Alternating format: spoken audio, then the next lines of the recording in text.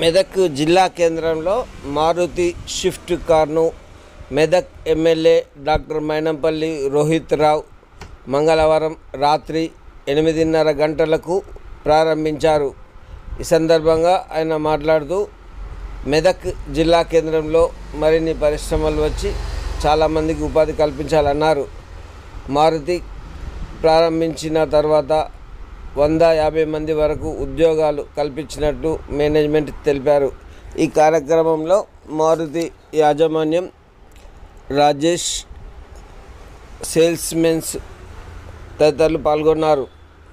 ఈ కార్యక్రమానికి Medak MLA doctor Mynampally Rohit రావుతో పాటు మెదక్ మున్సిపల్ చైర్మన్ తొట్నూరి చంద్రపాల్, కౌన్సిలర్లు, కాంగ్రెస్ పార్టీ కార్యకర్తలు తదితరులు పాల్గొన్నారు.